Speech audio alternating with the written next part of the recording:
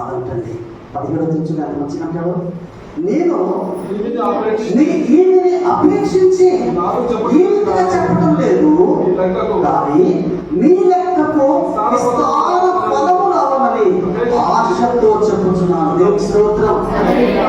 సంఘానికి పౌలు ఎందుకు మాట చెప్తాడంటే, వాళ్ళని ఏదో ఆశించినారండి, ఏదో వాళ్ళని ఇస్తారనో, మూట కట్టుకున్నామనో, మోసుకుంటూ పోదామనో, తీసుకొని పోదామో, తిందామనో కాదండి. పౌరులటువంటి ఆశ అపేక్ష కదా. అందుకంటున్నాడు, నేను మీ నుండి మీ ఈవిని మీకున్నటువంటి వాటిని అపేక్షించి నేను రీతిగా చెప్పండి. సేవ ఎప్పుడు కూడా ఆశించి చేయకూడదు, కానీ మనం చేయాల్సిన సేవ మనం చేస్తే మనకు ఇవ్వాల్సింది దేవుడు మనకు ఇస్తాడు. చెప్పండి, దేవుడు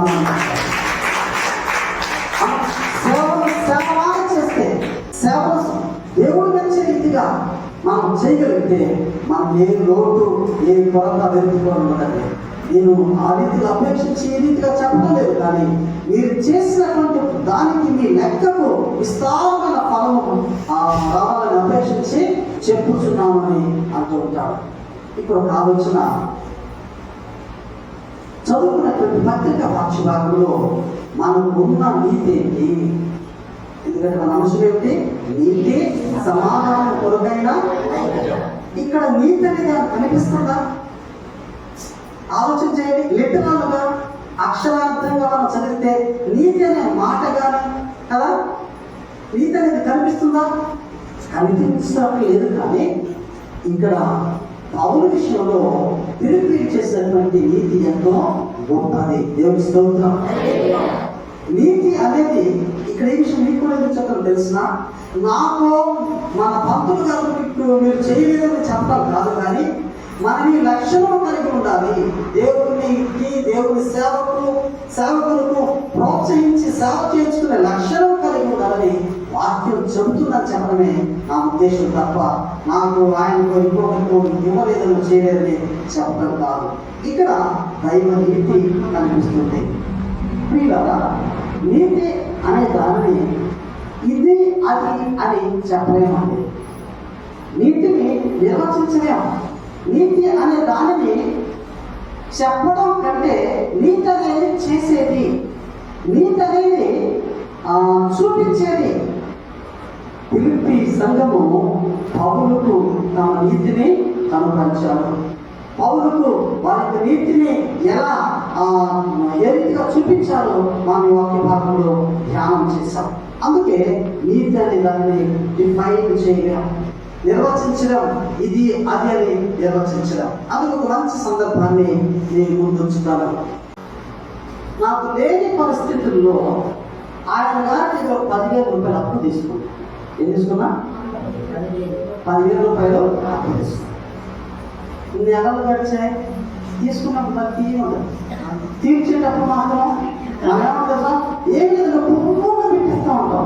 వద్దుని అపోర్టస్ కనపడలేదు కదా. నెలలు గడుస్తున్నాయి, సంవత్సరాలు గడిచినాయి. నా పరిస్థితి ఆర్థికంగా చితికిపోయినటువంటి పరిస్థితుల్లో అప్పులు తెచ్చలేకపోయా. ఆయన కూడా ఎన్నడూ నన్ను అడగలేదు. ఒక పరిస్థితి కాస్త 10,000 చేతులు ఉన్నటువంటి పరిస్థితిలో ఆయన దగ్గరికి వెళ్ళి డబ్బులు ఇవ్వడానికి వెళ్ళా. ఆయన లెక్క కడితే ఎప్పుడు వచ్చి లెక్క కడతాడు? ఇచ్చినోడు తీసుకున్న దగ్గర వచ్చి లెక్క కడతాడు. అప్పటి నుంచి లెక్క కడితే జడిసి ఓపెన్ అలా 10 కాస్త చెప్పండి 20, 10 కాస్త 10 కట్టలేను. 20 ఎక్కడి నుంచి కట్టగలరా? కట్టలేదు. ఆయన ఏమన్నా తెలుసా? ఇది లెక్క కట్టి వడ్డీతో లెక్క కట్టి తీసుకొని, కానీ నేను ఇచ్చినటువంటిది అసలు అంటారే అదేదో నాకు ఇస్తే చాలు. చెప్పడు దేవుడు. కష్టము, ఆకలి, దప్పిక, బాధ, వేదన చితికిపోయి నా పరిస్థితుల్లో ఆ మాట ఒక మనిషికి ఎంత ఓర్పు కలిగించిందండి. నిజంగా అప్పటికి ఆ క్షణానికి ఆయనే దేవుళ్ళ ఉండి ఉంటాడా కూడా ఆయన దేవుడు లాంటి కళ్ళకు మీరు పడపట కారిపోయినండి. ఆయన కాళ్ళకు నడుస్తుంది చెప్పదు నీ సేవకురా నా యొక్క జీవితంలో ఎదుగుతాను. ఎందుకు నేను చెప్తున్నానంటే ఆయన చేసిన నీతి ఏంటో తెలుసా? ఆయన లెక్కల కంటే 10కి 10 20 కట్టాల్సింది. ఆయన వడ్డీ కాకుండా ఆయన చూపించే నీతి ఏంటంటే వడ్డీని విడిచిపెట్టి నా డబ్బు నాకు అది నీదంటే. నీతి అనే దాన్ని మాటల కంటే కూడా చేసేది చెప్పేది అనే సంగతి నేను జ్ఞాపకం చేస్తున్నా.